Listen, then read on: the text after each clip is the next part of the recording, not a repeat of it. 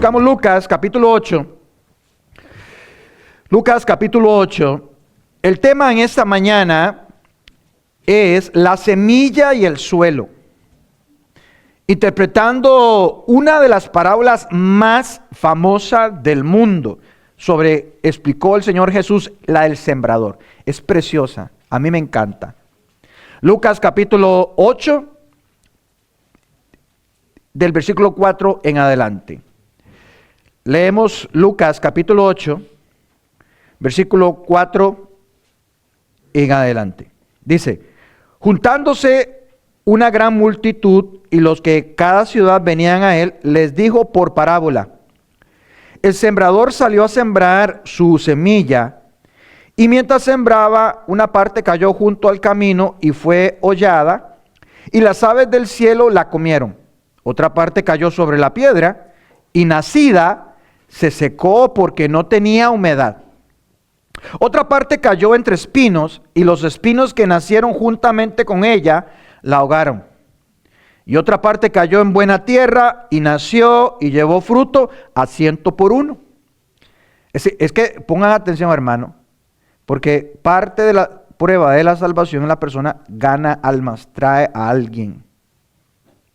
Da frutos sobre eso. Estamos hablando de evangelismo. Dice: hablando estas cosas, decían a gran voz: el que tiene oídos para oír, oiga. Y sus discípulos le preguntaron diciendo: ¿qué significa esta parábola? Y él dijo: a vosotros os es dado conocer los misterios del reino de Dios, pero a los otros por parábolas. Increíble lo que sigue. Para que viendo no vean y oyendo no entiendan. Jesús dijo esto. Esta es pues la parábola, la semilla, la palabra de Dios, y los de junto al camino son los que oyen, y luego viene el diablo y quita de su corazón la palabra para que no crean y se salven. Los de sobre la piedra son los que, habiendo oído, reciben la palabra con gozo, pero estos no tienen raíces, creen por algún tiempo, y en el tiempo de la prueba se apartan. Los que cayó entre espinos, estos son los que oyen, pero yéndose son ahogados por los afanes y riquezas y placeres de la vida, y no llevan fruto. Mas la que cayó en buena tierra, estos son los que con corazón bueno y recto retienen la palabra oída y dan fruto con perseverancia. ¿Se acuerdan de los imanes? Para algunos, por ejemplo, en México, magnetos. ¿Se acuerdan? Famoso, lo jugábamos mucho de niño. Cuando yo era niño, me impactaba mucho ver cómo trabajaba un imán. Por un lado, atrae, pero por el otro lo repele.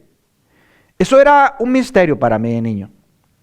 Y como un mismo objetivo, puedo tener la capacidad de atraer y alejar cosas al mismo tiempo. Lo que yo me preguntaba. Me impresionaba ver cómo objetos podían atraer objetos del suelo cuando jugaba. Ponía cosas metálicas en el suelo. Cómo yo podía moverlo en la mesa, otras cosas metales. Y aún siendo adulto, esto es un misterio para mí. La ciencia ha aprovechado mucho de los imanes, demasiado. Por ejemplo, gracias al magnetismo se pueden mover cosas pesadas como trenes.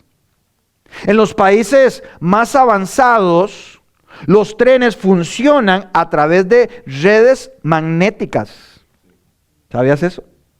Además, los imanes generan electricidad dentro de una bombina. Los que trabajan en electricidad saben lo que estoy hablando.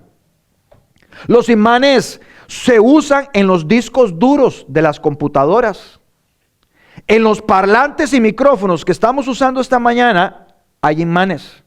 En los altavoces y micrófonos de sus celulares, hay imanes. Y hay muchos más beneficios que se producen gracias a los imanes. Pero al reflexionar sobre los imanes, pienso en el Señor Jesús. A la hora de enseñar, Él utilizaba un método pedagógico similar a un imán. Es decir, empleaba el método de enseñanza que Él mismo podía atraer a algunos con la misma predicación, pero a otros rechazar. Acercaba a ciertas personas y alejaba a otras al mismo tiempo. Ese imán que Jesús usó se llama las parábolas. ¿Qué es una parábola? ¿Qué quiere enseñarnos el Señor con la parábola del sembrador? Porque estudiar la parábola del sembrador ayudará a los creyentes a fortalecer su fe, su compromiso a vivir una vida fructífera. Pero para eso vamos a dividir el pasaje, el texto, en 3 secciones. Oremos y veamos la primera en esta mañana. Señor, muchísimas gracias por darnos la oportunidad de predicar tu palabra nuevamente. Muy agradecido, Señor, por lo que hiciste ayer. El gozo, la sonrisa como me acosté ayer. Qué encantado estaba con mis hermanos. Muy feliz me acosté.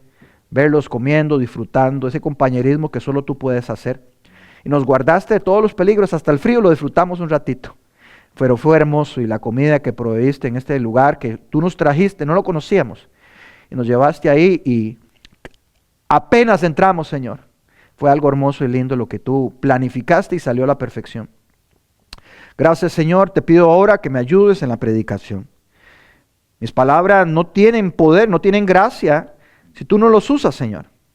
Úsame esta mañana como instrumento, lléname tu Santo Espíritu y ayúdame a explicar esta parábola que puede transformar esta iglesia. Puede transformar totalmente esta congregación. Pero que este sea un impacto increíble para nosotros y podamos entender cuál es nuestro papel en la evangelización. Cuál es el poder, cuál es el significado de la palabra, la semilla. Úsame, Señor, para tu gloria esta mañana. Glorifícate, Señor. Espíritu Santo, lléname esta mañana. En el nombre de Cristo Jesús. Amén y amén. Punto número 1. La predicación de la parábola del sembrador. Lucas capítulo 8, del 4 al 8. Dice Lucas 8:4 que juntándose una gran multitud y los que de cada ciudad venían a él. Ojo, a él. No es, las multitudes no vienen, usted no va a ser salvo por ser de tipo una congregación, no por las obras, sino por Cristo. Él es el camino. Venían a él, les dijo por parábola. ¿En dónde, primero el contexto? ¿En dónde sucede esta parábola? Gracias a las referencias cruzadas en los evangelios, nos encontramos con esta narración, pero en otro texto, pero con la perspectiva de Mateo. Y vea qué nos cuenta Mateo cómo sucedió esto. Mateo 13:1, la misma parábola. Dice, que aquel día salió Jesús de la casa. ¿Cuál casa? Y se sentó junto al mar. O sea, él está en una casa y sale y va a predicar. Y se le juntó mucha gente. La misma parábola, el mismo momento. Entonces nos estamos dando cuenta cómo sucedió eso.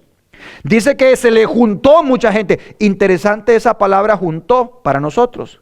Porque es un verbo en pasivo. Es decir, Dios es el agente activo que trajo esas personas para que escucharan ese mensaje.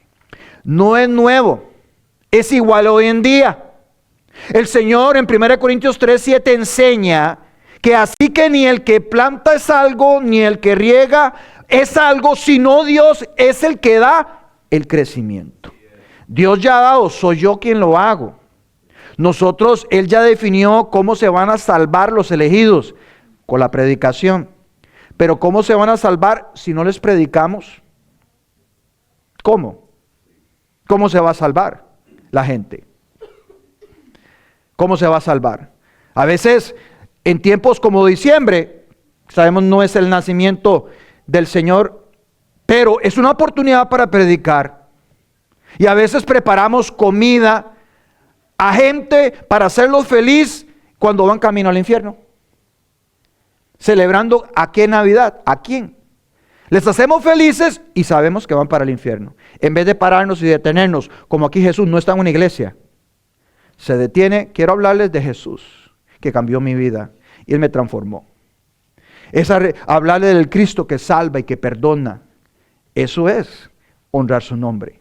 No es dar comida a personas que van camino al infierno. ¿De qué sirve que lo hagas felices cuando sabes que van para el infierno? ¿Tienes tu propósito? Dios es el que da el crecimiento, siempre ha sido así. Él fue el que trajo a la gente. Esa playa es un lugar que Jesús frecuentaba mucho. No era la primera vez que predicaba en una playa. Es muy posible que tanto la casa como la barca sean de Pedro. Y como ya lo hemos visto antes, Jesús utiliza la barca como un púlpito y la playa como una plataforma natural para enseñarle a las multitudes. Lo diferente es que ahora Jesús enseña mediante el uso de parábolas.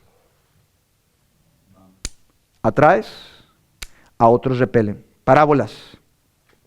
Jesús era un gran maestro, era un gran rabino. Su enseñanza era extraordinaria. Sus propios contemporáneos decían que nadie ha enseñado como él. Incluso algunos de sus enemigos, los alguaciles, vea lo que dijeron en Juan 7:46. Jamás hombre alguno ha hablado como este hombre. También se dice de Jesús que enseñaba como quien tiene autoridad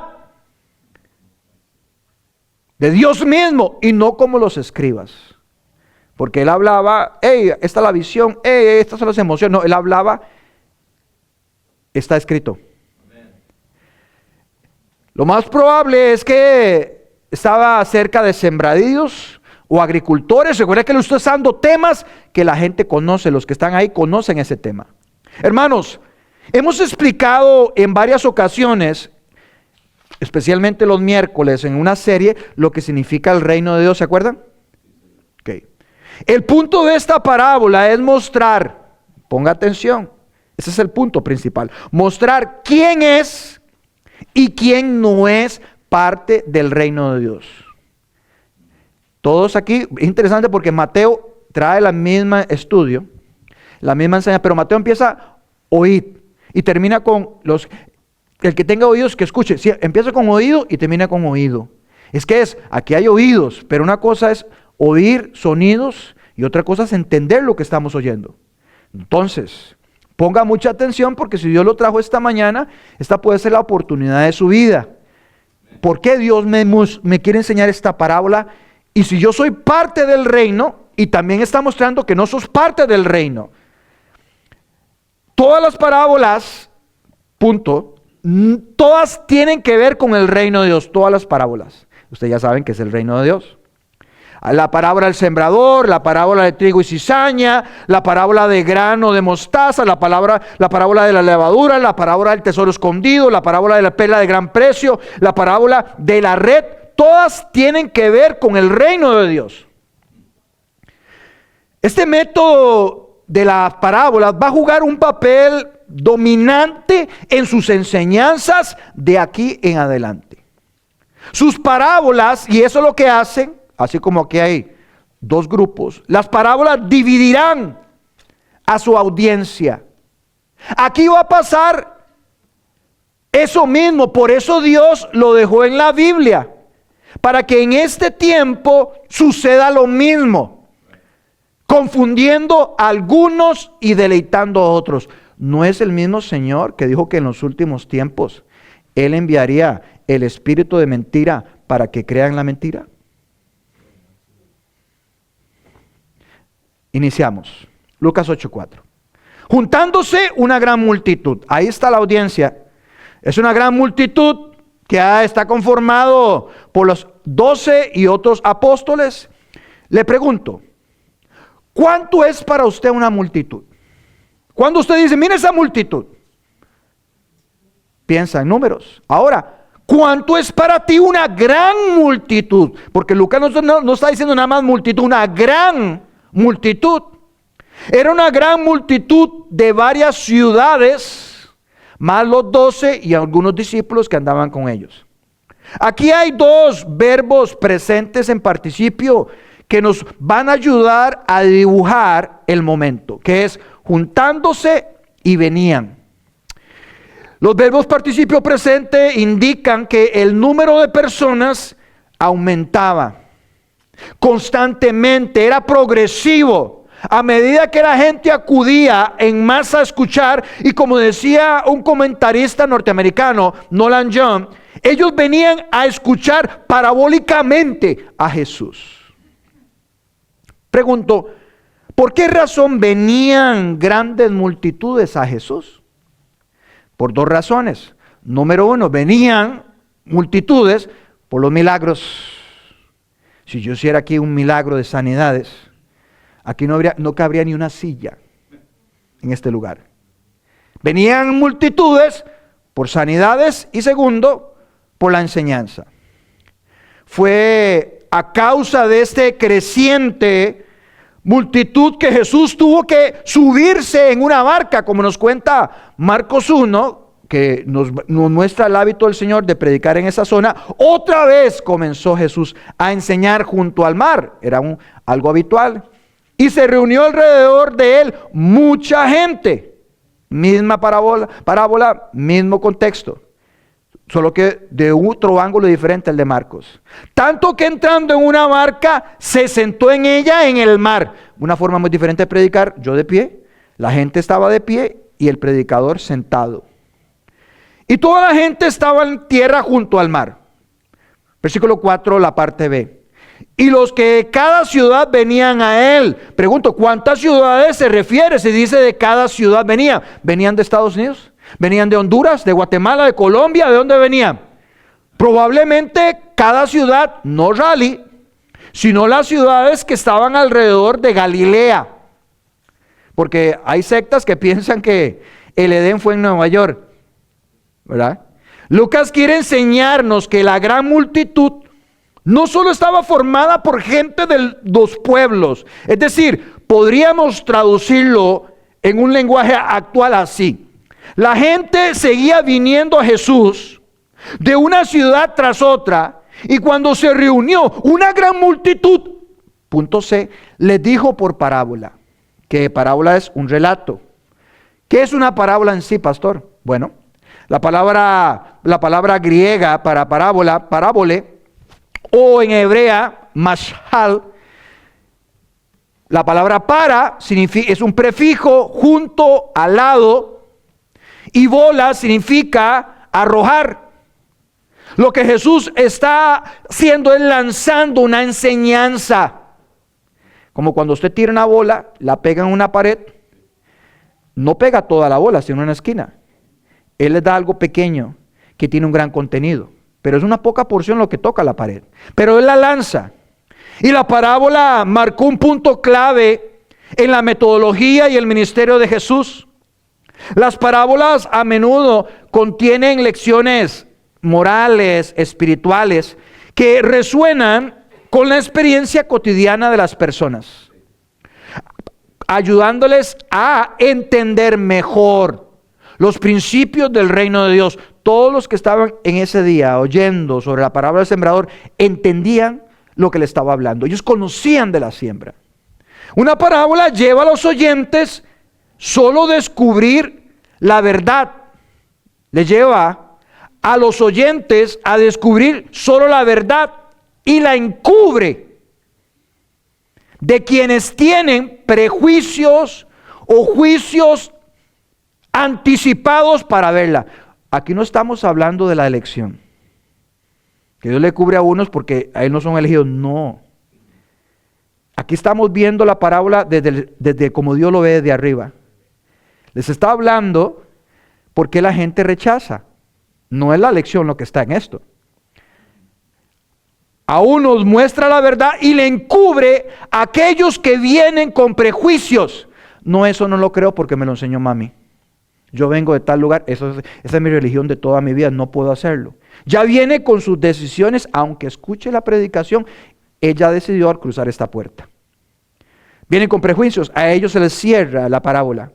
Por cierto, en la lectura de las parábolas de Jesús debemos tener cuidado de no extraer demasiadas cosas de ellas, si el texto así no lo enseña. En su mayoría tiene un solo tema y un solo significado. Lucas 8:4 nuevamente.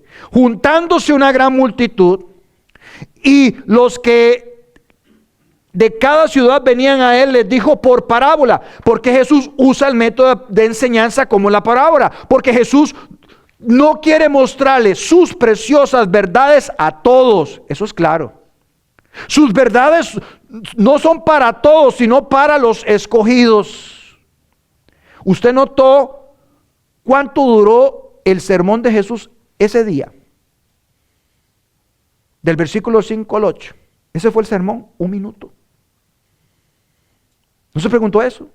Su sermón duró un minuto. A lo mejor alguien aquí dirá, me gusta esa iglesia.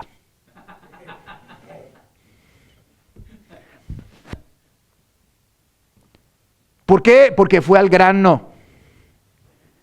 Imaginemos a algunos de ustedes regresando a casa. Fue en esa mañana. Los que escucharon ese sermón de 1 minuto del Señor. Eso fue lo que él predicó. Y alguien diga, ¿de qué se trató esa predicación? Alguien por ahí dirá, de agricultura. Sí, Jesús nos contó, nos dijo que no debemos sembrar sobre piedras. Sí, pero hubo otros que diciendo, no, aquí hay algo oculto, hay algo que nos estamos perdiendo. ¿Qué puede ser? Y alguien dice, no, él tiene razón, el otro día yo me espiné al sembrar. Seguro es eso lo que está hablando. Y cada uno llegó a su conclusión. Otros, hay que preguntarle qué quiso decir. Por cierto, solo los que son discípulos les interesa qué significa. Si usted lo ve en el 9 y 10, él inició con multitudes, pero solo el 9 y 10, los discípulos sí les interesa qué significa. Los demás, qué bueno, bonito, me gusta mucho, hasta luego. Los discípulos sí quieren saber. Otros hay que preguntarle qué quiso decir. A lo mejor, y como nunca faltan a la fiesta los sabios, los teólogos aficionados, cállese. Está clarísimo, es sobre la agricultura. Que son los sabios. Si yo siguiera el método de Jesús, en este momento terminaría mi mensaje, ¿cierto? Pague y vámonos. Bueno, pero los discípulos verdaderos, como dije el 9 y 10, quieren la explicación. Los que no quieren, ya no les importa. No les importa. Los falsos discípulos, los no discípulos, no se preocupan por aprender y no vuelven. Dice Lucas 8:5 que el sembrador, y aquí hay algunos, ¿quién ha sido agricultor aquí? ¿Quién ha sembrado algo? Levante la mano. Yo solo he sembrado un frijolito en un frasco de Herbert, pero creo que algo he sembrado. ¿Ah? ¿Quién ha sembrado algo? Okay. Aquí hay profesionales, muy bien. ¿Cuál es la meta de un campesino? ¿Cuál es la meta de un campesino? Dígame. ¿Sembrador qué es? Ok, buena cosecha, dice. ¿Qué más? ¿Cuál es la meta de un sembrador? Sembrar. ¿Cuál es la meta de un campesino? Sembrar. No, como dijo Enrique, la cosecha. Lo demás son los medios para llegar al fin, que es la cosecha. Nadie te va a dar dinero porque te quedó muy bien recto el surco, ¿cierto? Ay, qué bien le quedó la zanja. No, el objetivo es la cosecha. En esta parábola hay 4 terrenos, pero solo una cosecha. Los 4 representan al corazón del hombre cuando evangelizamos. Cuando usted sale de esas puertas, aquí en esta iglesia hay 4 tipos de corazones. Vea lo que está enseñando el Señor. Por cierto, es la minoría la que es buena. En esta parábola hay 4 terrenos, pero solo uno da cosecha, da frutos. Estos 4 tipos de terreno, cada uno está representando la condición del corazón humano allá afuera y el que entra aquí. Y dice el texto que salió a sembrar, y ojo lo que dice, su semilla. Es interesante notar que no dice que salió a sembrar semilla. No, su semilla, el sembrador, su propia semilla, la que él había preparado y que le pertenecía.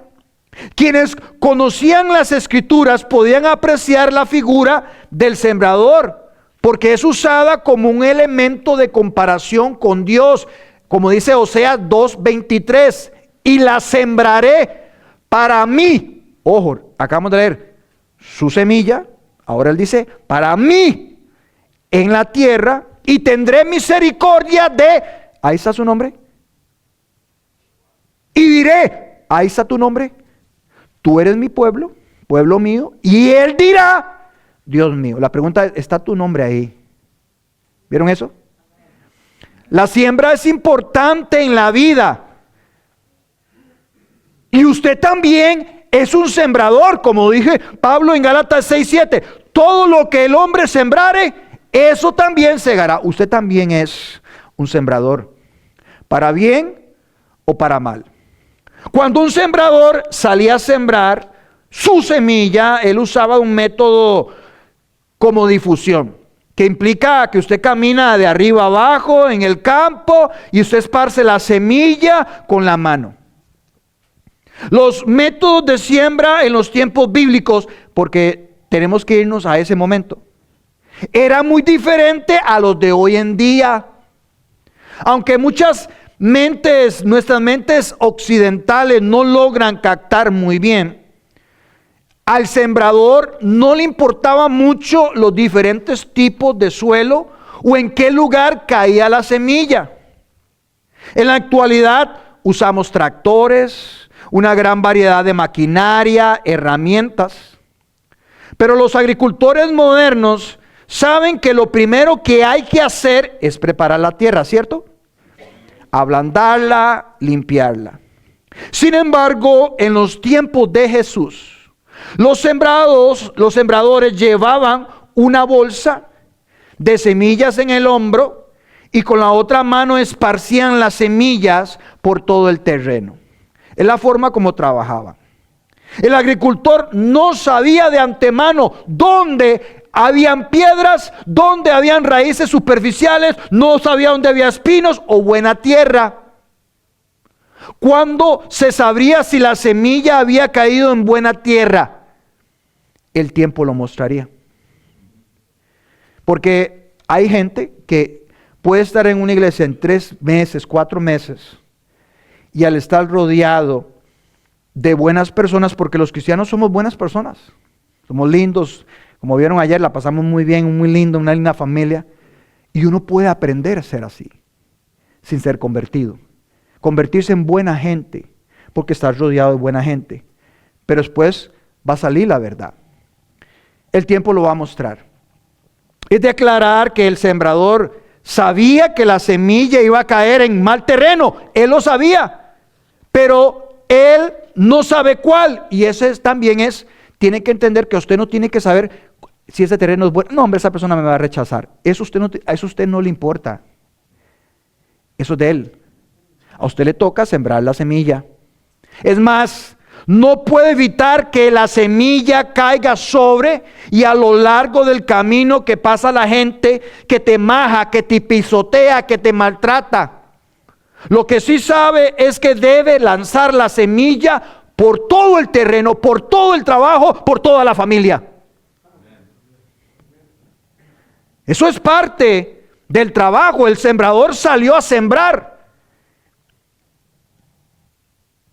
Esta parábola, hermano, es sobre la gran comisión de nosotros. Nosotros, al saber el tipo de corazón que hay allá afuera, no nos debe desanimar. No es a ti que te están rechazando. Dios nos está diciendo cómo es el corazón que está allá afuera. Jesús nunca se deprimió cuando le dijeron que no. Él mismo dijo en Juan 17, todo lo que el Padre me da vendrá a mí. Dice el versículo, parte B, el versículo 5. Y mientras sembraba, una parte de la semilla cayó junto al camino. Esa siembra, esa semilla que cae junto al camino, que es duro. Un camino que se ha endurecido de tanta gente caminar, porque muchos se acercan al camino del Señor, pero lo hacen de una mala forma, se acercan a Él porque se sienten solos, porque buscan en Él una salida a su dinero, a su momento financiero, a que Dios me ayude en mi matrimonio, que mis hijos no caigan en drogas. Esa no es la forma de acercarse a Cristo, y no va a durar, porque si no se restaura, si no se sana, te vas. Esa no es la forma. Se acercan mal, es un camino duro. Es una senda, es una vía. Los agricultores usaban esos caminos para acceder a sus sembrados. Donde se sembraba, también se caminaba. Y los viajeros los usaban por el viaje por el campo. Por ejemplo, en Mateo 12:1, Jesús, en aquel tiempo iba Jesús por los sembrados. ¿Vieron eso? En un día de reposo. Y ahí había lugares donde tanta gente caminaba, si caminan tanto en un lugar, la tierra se va a poner dura. Se va a poner dura. Pero ahí se tiró la semilla. Cuando en Israel el clima era seco, los caminos eran tan duros como el cemento. El sembrador es Dios. Las semillas son el Evangelio. Y las semillas que caían en ese camino no tenían la oportunidad de brotar. Hay naciones que ni siquiera les ha llegado la semilla y ya perecieron. Hay lugares que ni siquiera llega. Y Jesús nos está enseñando sobre la importancia de un corazón receptivo. Y ojo con lo que le voy a decir. Cuando nuestro corazón está en el camino, puede ser fácilmente pisoteado, endurecido, impidiendo que la semilla, que es la palabra de Dios, el Evangelio, penetre y crezca. Y esto nos invita a reflexionar sobre la condición de nuestro corazón y asegurarnos de que está preparado para recibir y nutrir la palabra. ¿Cuánto duraste esta mañana para preparar tu corazón antes de venir? ¿Cuánto duraste para embellecerte? Pero ¿cuánto duró tu corazón para estar listo a oír esto? Háblame, Dios. Las semillas que cayeron en el camino representan a aquellos que escuchan el mensaje del Evangelio, pero no logran entenderlo ni permiten que crezca en su vida debido a sus corazones endurecidos por las preocupaciones y distracciones mundanas. La semilla no puede brotar porque está en un corazón duro. ¿Y oyó eso? Un corazón duro, un terreno duro, y además es maltratada, como dice el texto, porque dice que es un terreno duro y fue hollada, que esa palabra significa pisoteada.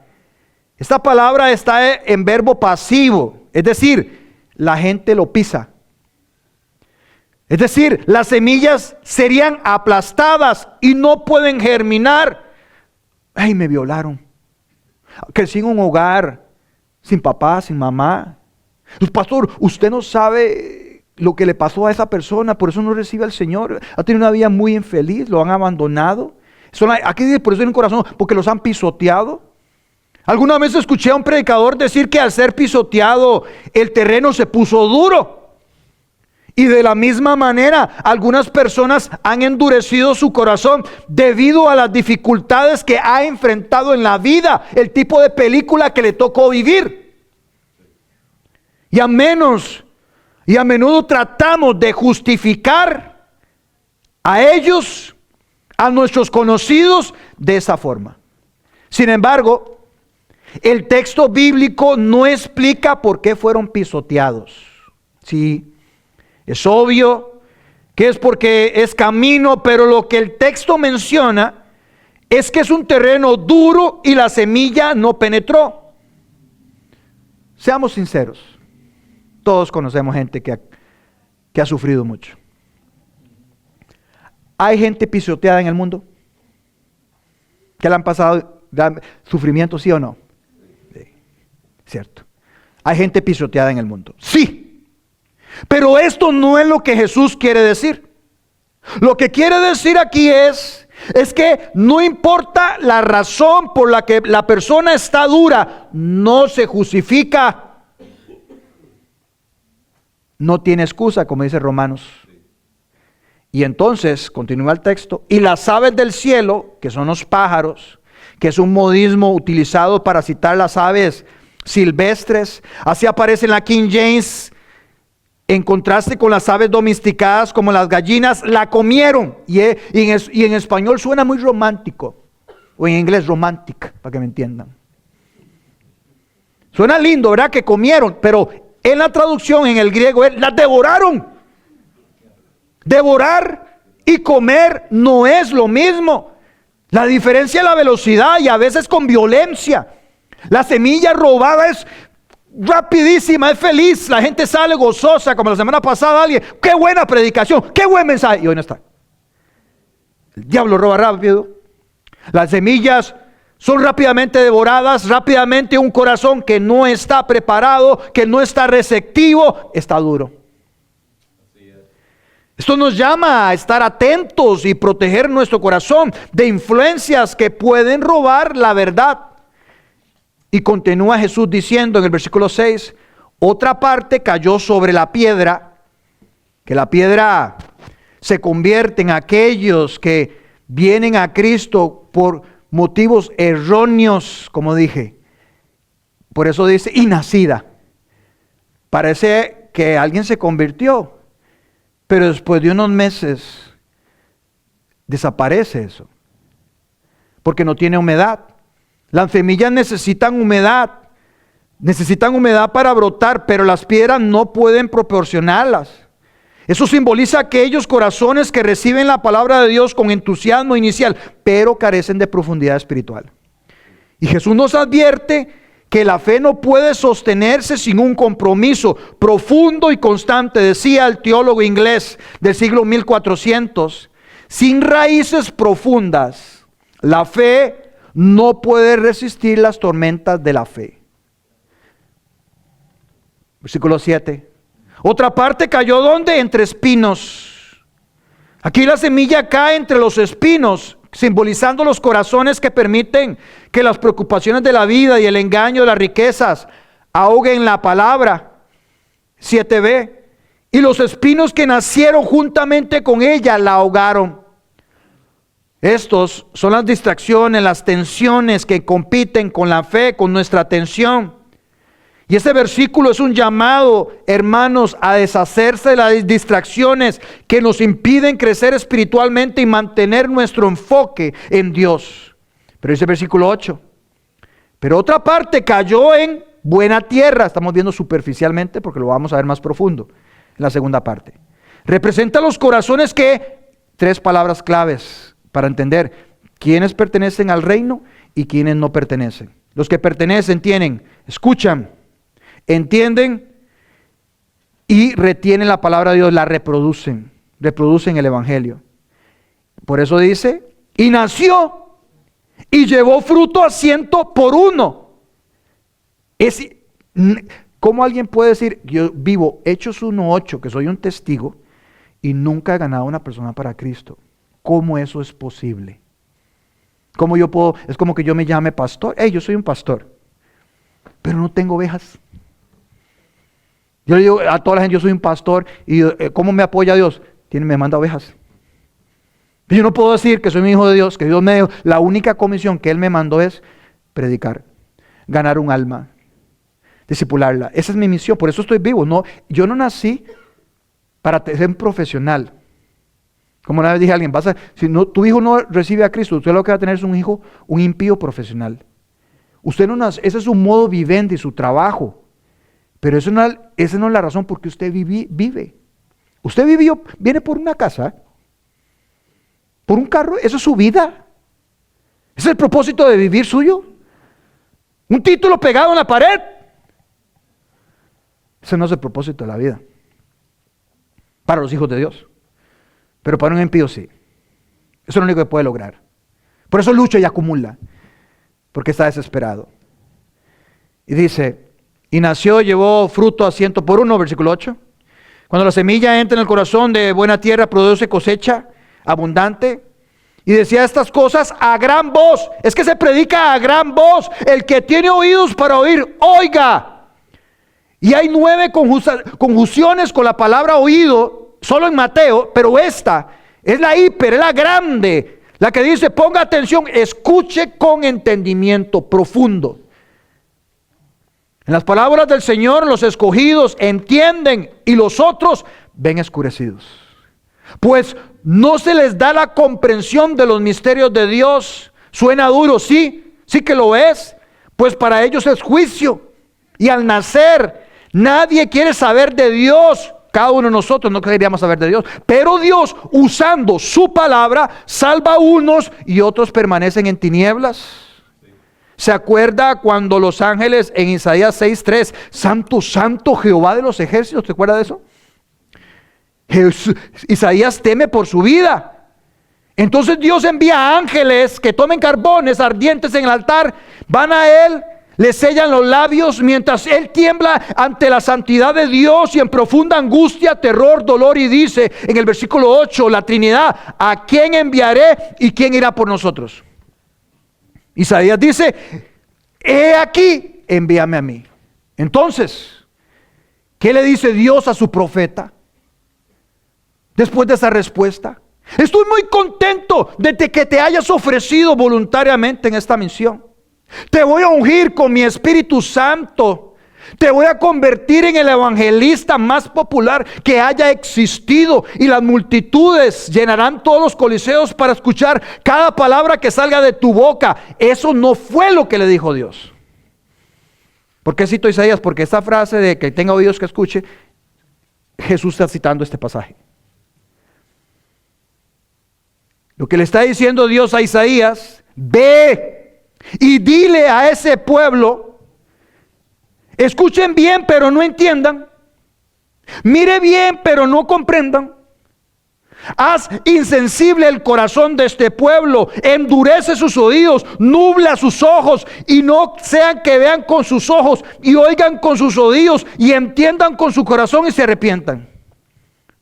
Isaías, te estoy enviando para que cierre los ojos de la gente. Eso puede estar haciendo Dios conmigo, con alguno aquí.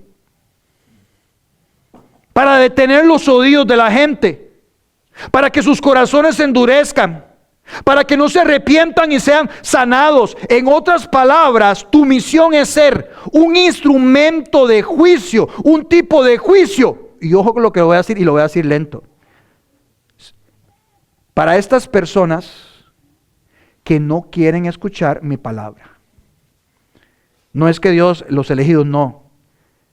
Este juicio viene después de que alguien ya le duele venir a la iglesia, no quiere oír la Biblia, es para ellos. Entonces, el juicio que Dios manda es que te voy a entregar a la antipatía a mi palabra. No te daré la capacidad de oírla ahora y entenderla. Cuando Isaías escuchó esto, dijo en el versículo 11, ¿hasta cuándo, Señor? Y respondió él, hasta que las ciudades estén asoladas y sin morador, y no haya hombre en las casas, y la tierra está hecha un desierto, hasta que Jehová haya echado lejos a los hombres y multiplicado los lugares abandonados en medio de la tierra. Y si quitare aún en ella la 10ª parte, esta volverá a ser destruida. Pero como el roble y la encina, que al ser cortadas aún queda el tronco, así será el tronco. La simiente, ¿recuerdan simiente? ¿Qué significaba? He guardado por mí. Por eso es mi semilla, una simiente. De todos un grupo elegido, una porción. Recuerde que simiente es un grupo pequeño, separado, porque no todo Israel va a ser salvo, sino un grupo. Yo guardaré un remanente, los cuales ellos oirán las parábolas y tendrán los 3 ingredientes de salvación. La reciben, la retienen y la reproducen al compartir el evangelio. Hay gente que la entiende, como muchos fariseos, como el fariseo que invitó a la cena al Señor, le explicó la parábola, pero no la retienen y no se reproducen. La semilla, hermanos, como hemos visto esta mañana, no es el problema. Este es poder de Dios para salvación. Decía Martín Lutero, la palabra de Dios es siempre eficaz, pero depende del corazón del hombre recibirlo o rechazarla. O Thomas Grammer decía, el éxito de la siembra del evangelio depende de la calidad del terreno en el que cae. No son sus palabras, ni lo lindo que hables. Ese es de Dios. Tú vas a encontrar de 4 corazones, uno va a recibir. Usted tire la semilla. A usted, su trabajo no es saber qué tipo de terreno. Porque muchos que están aquí, muchas veces escucharon el evangelio y lo rechazaron. Quedó la semilla y con el tiempo brotó. Puede ser que se vea duro, como un camino, pero Dios lo puede ablandar. La parábola del sembrador muestra que los que reciben, retienen y reproducen el evangelio son las personas que son parte del reino de Dios. La próxima semana continuamos con la segunda parte de la predicación, la semilla y el suelo. La parábola del sembrador de Lucas 8 del 4 al 15, iniciando la segunda parte, la segunda sección, que se llama el por qué Jesús usó las parábolas. Él explica en el 9, ¿por qué las usó? Por ahora mi invitación es a los oyentes que este día usted examine su corazón y pregúntese cómo usted recibe la palabra de Dios. Los que no entienden, porque ya vinieron, si escucho la verdad y la rechazo, Dios ya va a cegar, ya Dios te mandó un juicio para que te condenen. Porque usted ha decidido menospreciar esto. Ya le predicaron una vez, porque recuerde, Dios no le da garantía de predicar 2 veces y ni siquiera le ha dado la garantía de escuchar una vez. Entonces, ¿la entiendes? ¿La aplicas? ¿La mantienes? Y la reproduces. Es muy raro que un creyente no gane almas, ni uno. No se reproduce. Eso es una prueba de salvación, porque no es testigo. No tiene un testimonio que impacte. Que alguien, ¿cómo es tu vida? ¿Por qué eres así? Tiene que ver algo. Por eso cada uno gane a uno. Porque ese es el propósito de Dios.